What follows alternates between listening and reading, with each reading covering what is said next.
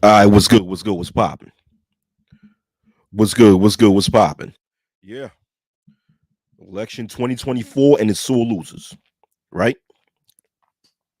Because what I've recognized within the past few elections, right, as far as the results of the past few elections, you is that there are bigger and bigger sore losers in America. You know, when it seems like within the past few elections, w- whenever one person wins the election, the supporters of the losing party or the supporters of the opposition, they they get so mad that they start blaming all these outside factors instead of acknowledging the fact that okay maybe just more people in America just chose to vote for one candidate over the other, or maybe it was a shadow government that selected one over the other.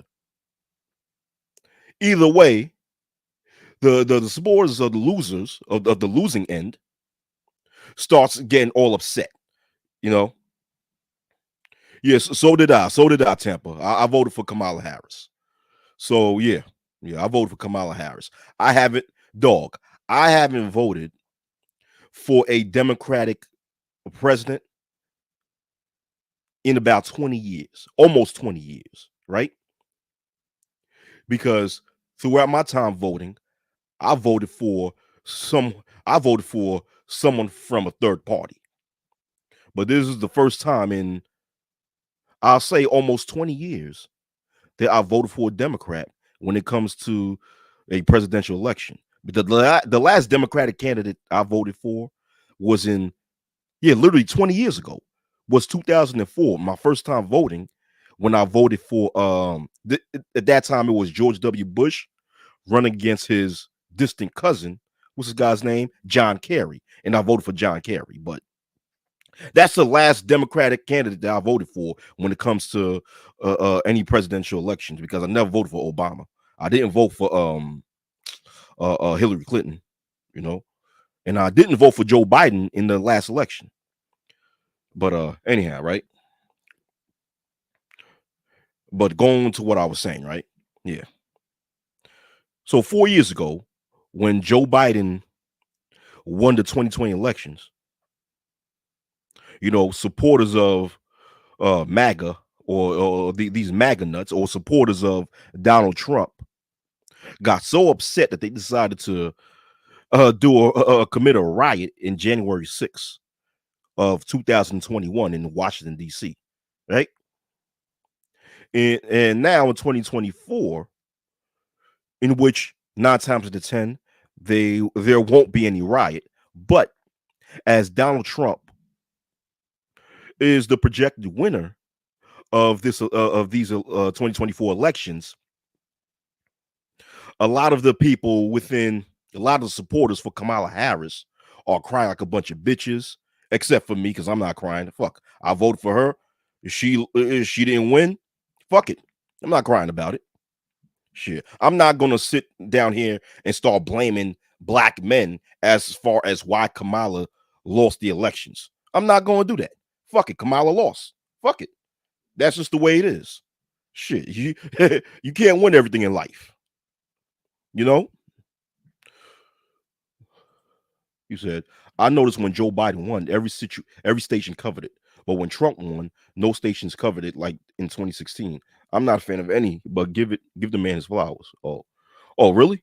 Because I'm not seeing that. I'm seeing every station actually covering the fact that Donald Trump won and will be reelected or reselected, whichever word you choose, as president of the United States. But back to what I was saying, right? But what I was saying, yeah. I'm not sitting there crying and saying and blaming black men for not, for quote unquote, not voting for Kamala, when realistically the majority of black males in America who are registered to vote are registered Democrats. Therefore, it's safe to assume that the majority of them voted for Kamala Harris, right? You know, unless if someone have documentation. Hold on for one moment.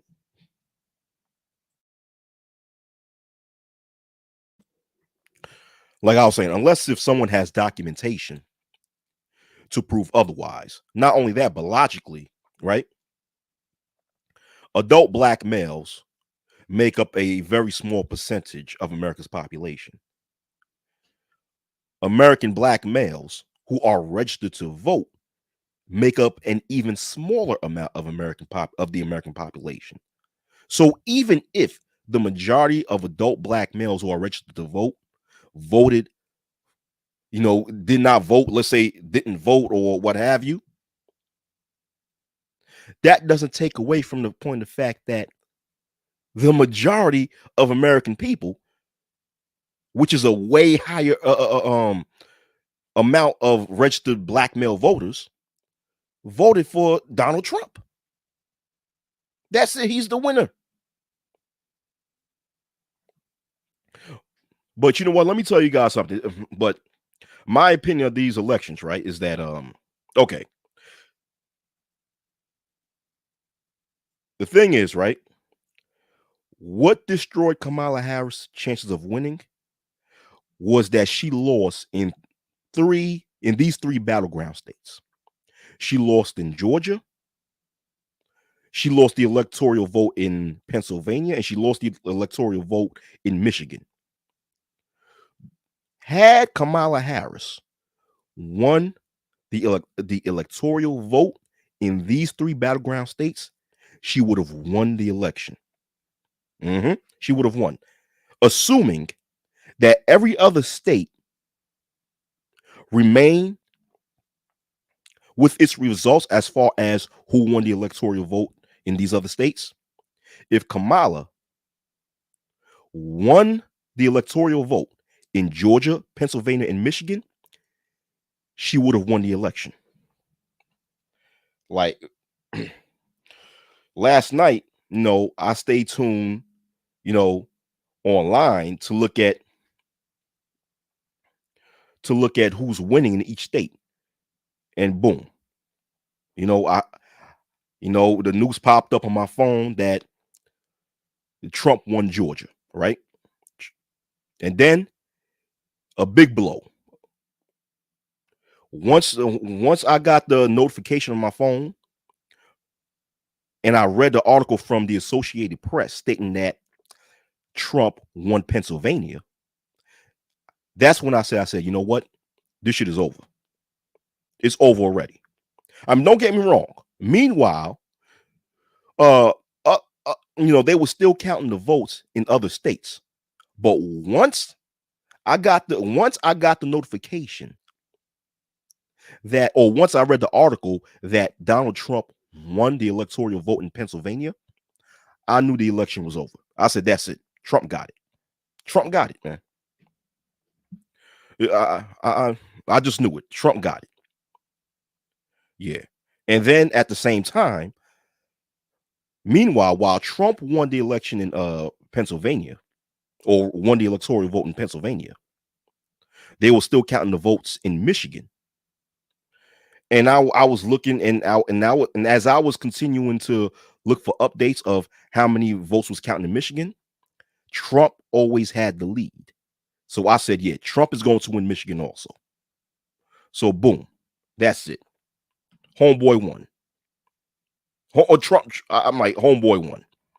Trump won. That's it.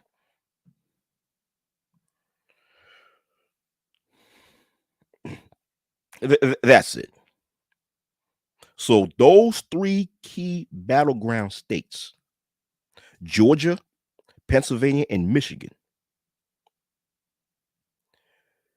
really were the deciding factors on who was going to win this year's elections, right? So, and since all three of these battleground states that I just named, Georgia, Pennsylvania, and Michigan, boom. And since they all went to Trump, it is what it is. But this is What was my biggest concern? My biggest concern was the congressional elections, right? Because now the Republicans won the majority of the Senate seat. And I think that when it comes to the US House, I don't know if it's officially over, but as far as right now, as far as I'm concerned right now, the Republicans are leading when it comes to holding the majority of the seats to the US House. Therefore, when it's all said and done, starting in January of 2025, the Republican Party will be controlling the White House and both sections of Congress, which is the U.S. Senate and the U.S. House of Representatives. Now, the problem with that, what scares me about that is the fact that something called Project 2025 is on the way, or rumored to be on the way, right? Some of you probably heard of Project. Sorry. Some of you guys probably heard of Project 2025. Some of you may not have, but Project 2025 is a whole list of it's a whole list of reforms created by a lot of conservatives where they want to reform, quote unquote, reform America and reform the federal government. But when you read into Project 2025, I don't know if any of you have done the research and read into Project 2025. I've known of Project 2025 ever since it first came out in 2023, right? And when I didn't read the entire thing because it's so fucking long, but I've read as much as I can. And when I read about how the different uh government reforms and education reforms that the people involved within this project desires to have, I'm like, okay, well, you're gonna have to get Congress approval if you want to if you want to create policies that's going to create these types of reforms, you're going to have to gain the approval of Congress. And I don't think that Congress will approve of these things, right? But now that both sections of Congress are going to be dominated by the Republican Party as well as the White House, now I'm saying, there's a big possibility that this Project 2025 agenda might become a reality. And a lot of people who support or who claim to support this Project 2025 nonsense, which is to no surprise these MAGA nuts, right? They want to make this claim about, oh, well, the project support Christian values and shit like that. Bullshit. Bullshit. Bullshit. You know? And uh didn't somewhere in the Constitution states that there is let me see, a separation of church and state.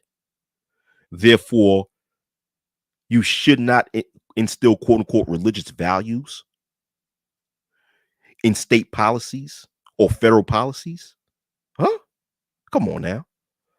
Project 2025 has nothing to do with instilling Christian values in America. If you read into Project 2025, you'll see that what it's instilling is some crazy shit. That's it. Some crazy shit.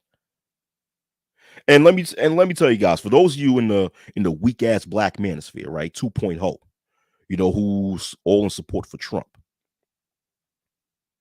Once again, like I said before, part of the agenda of Project 2025 is to actually reduce the federal government, right? Which is something that Republicans love to do. They love to um create smaller government, right? Or make the federal government smaller because a lot because Republicans believe that uh America should be at the hands of the individual. Therefore, we should have less government control. But the thing is, here's a drawback. If you want to cut the size of the federal government, you're also cutting the size of a lot of black employees because a large portion of black Americans work for the federal government. So if you're in the weak ass black manosphere 2.0 and you claim to be for the forward movement of black males, but yet you support Donald Trump, and if you also support this Project 2025 agenda, you're also supporting something that may cause a lot of black people or even black males to be unemployed.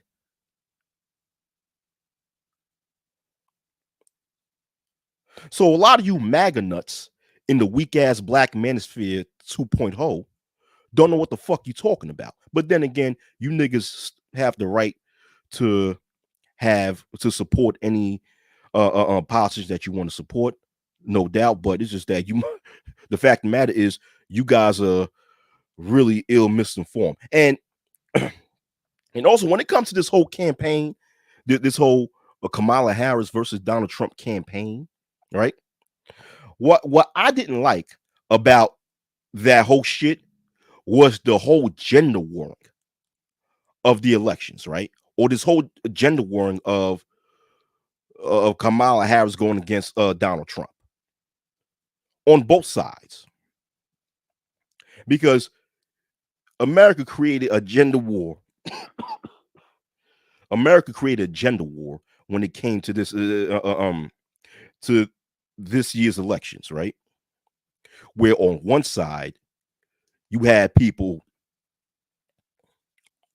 those who support Donald Trump. Some of them were stating how uh, uh, Kamala Harris. Some of them believe that Kamala Harris, since Kamala Harris is a female and the female's not fit for leadership, even though in 2024 we live in a society where there's plenty of female leaderships. You know, look at your Supreme Court justices. Some of them are females, and they have more power than the president of the United States. Look at your congresswomen in the U.S. House of Representatives and the U.S. Senate. You know, they have more power, basically more power than the president. Okay, and they're female leaders. I mean, we live in a society where there are female leaders in America, whether you like it or not, whether you agree with it or not. Look at, we have female mayors, we have female governors, we have female uh, um council members, we have assembly women, we have female state representatives, female state senators.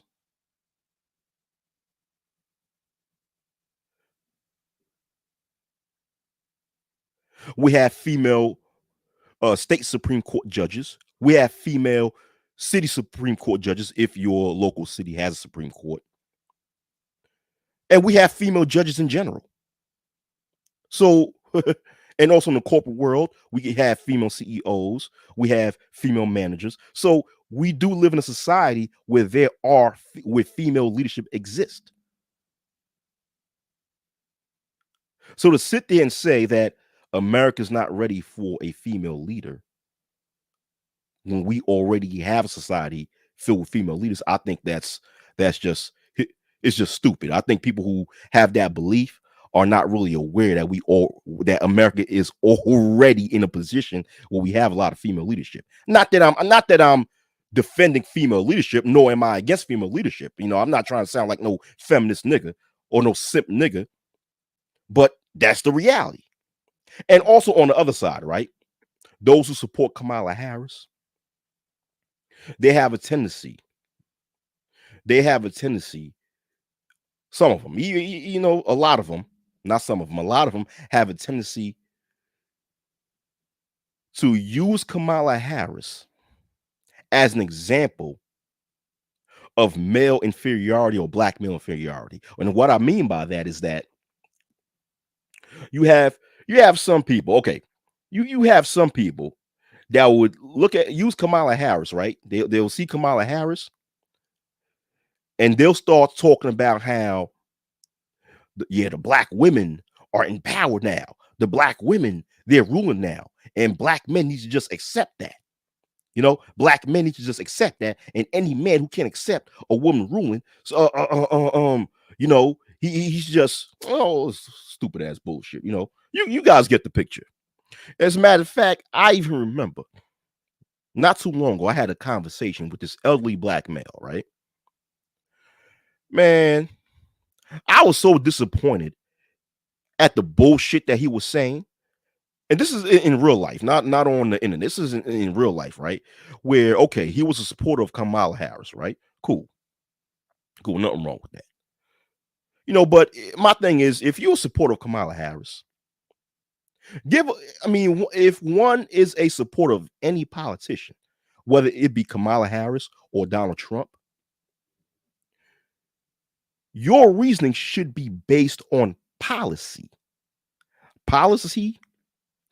and political philosophy that you share with that politician that you claim to support, right? But, well, not in today's America, because just like a lot of Americans today, this motherfucker, when he was talking about his support for Kamala Harris, he then starts to speak about how black males ain't shit, how black males. Now, this is a black male himself, right? He starts talking about how black males ain't shit, how black males are jealous of black females because the black woman is in power and the black males need to just accept that and all this other stupid shit. And when I heard him say that dumb shit, what I did, I shut out of the conversation and I just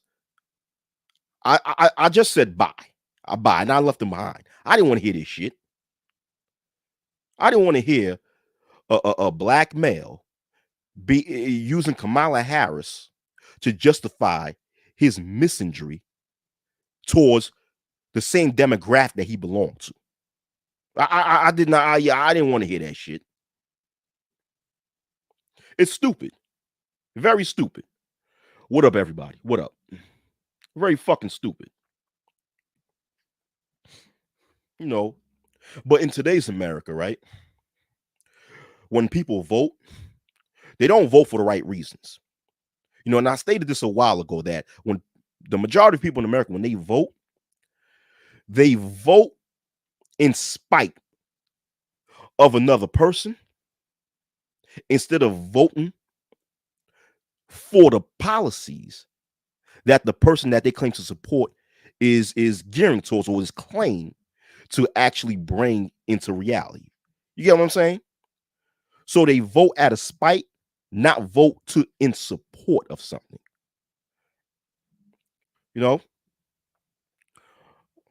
And that's what it is. And I even saw like this online on Facebook where someone or some female on my friends list made, she made a post. She said something, I'm just paraphrasing what the hell she said. She said, if you cannot handle, and she said it out of spite because she was upset that Trump won, right? It seems that way. She stated this, and then once again, this is not what she said verbatim. I'm just paraphrasing what she said. And what she said was, if you can't handle a woman being in power, then you should get out the closet. See, there we go. It's this thing where people created a gender war behind the Kamala Harris and Donald Trump campaign. They created a whole gender war out of it instead of acknowledging that this is two experienced politicians unfortunately, who are competing for a single seat in the White House. So, therefore, you should keep it political. If you're talking about two politicians who are competing to win a seat, any seat, keep it political. Keep it based on policies. Keep it based on keep the topic or the conversation based on political philosophy. And you can keep it based on the political history of each of the parties. Why create a gender war out of it? And it's based on both sides. Both sides. When it comes to this election, both sides, those who supported Kamala Harris and those who supported Donald Trump, created a gender war out of this election. And to me, it's stupid. And it shows how stupid most Americans are. You know, those who supported Kamala Harris support her because, well, a large portion of people, and I won't say all, but a large portion of people, you know, based on my anecdotal opinion, all right, because I'm just being anecdotal right now. A lot of people supported Kamala Harris was they due to the fact that she's a female and she's black, and make this claim that those who didn't support Kamala Harris are somehow misogynists and racists. And those who supported a large portion of people, excuse me, who supported Donald Trump based on my anecdotal opinion, because once again, I'm only being anecdotal when I state this, right? That they support Donald Trump in spite of a female, out of spite, because they didn't want to see a female in office. Or better yet, a black female. So it's not only a gender war. It's not only that people created a gender war out of this election, they also made it a race thing, in which, unfortunately, when you're dealing with a large portion of the MAGA crowd, there is going to be a racism aspect too, because let's keep it real. This Make America Great Again movement is nothing more but a politically correct version of the KKK. That's what it is. This MAGA shit, Make America Great Again, is nothing more than a politically correct version of the KKK. That's what it is, man. Make America Great Again is nothing more. It is nothing more than motherfuckers saying bring back Jim Crow. That's all it is, man. But nonetheless, MAGA won this election. MAGA won, so hey, that's what it is. You know, Donald Trump won this election, so we're going to have 4 more years of Donald Trump. And, you know, I'm not trying to sound like a hypocrite because I'm not trying to sound like a hypocrite because now I'm going to bring racism into this, race into this a bit, but it must be good to be a rich white man in America because only a rich white man can be guilty of 34 felonies and still win a presidential election. Barack Obama would have never gotten away with that. Nigga, if Barack Obama was found guilty of a damn misdemeanor, he would not, his reputation would be ruined. If Barack Obama, excuse me, if Barack Obama, not to defend Obama, I'm not saying I'm an Obama supporter, but neither am I saying that I'm not, but me being objective, let's keep this real. If Obama's black ass, while he was running for president in 2008, if that motherfucker was found guilty of a fucking misdemeanor, it would be over for him. He would not have won the election. it would have been over for him. So many motherfuckers all up and down America would have voted for who was the guy that was running against Obama in 2008. What was this guy's name? Fuck, I forgot. He died too. He passed away. What was this guy's name? Well, anyhow, um, forgot that motherfucker's name, but you guys get the picture. No,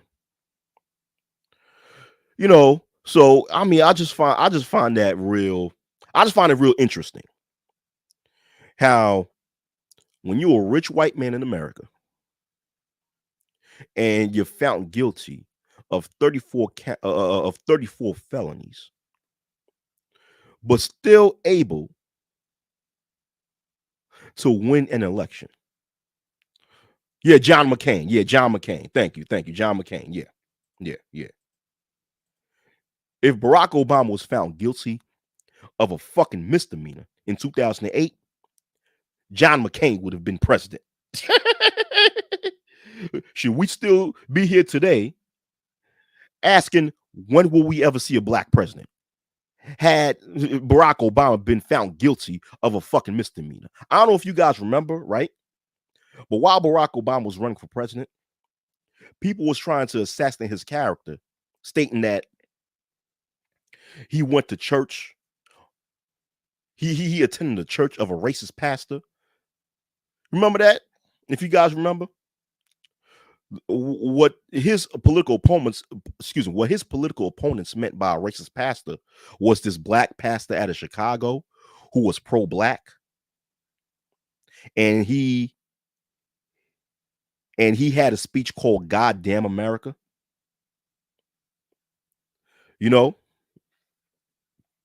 I remember when Barack Obama was president, and his political opponents attempted to assassinate his character by talking about he smoked marijuana in college. I remember that. You know, like I said, if Barack Obama had a non-violent, most misdemeanors are non-violent, but if he was found guilty of a fucking misdemeanor while trying to run for president in 2008, his ass would not make it.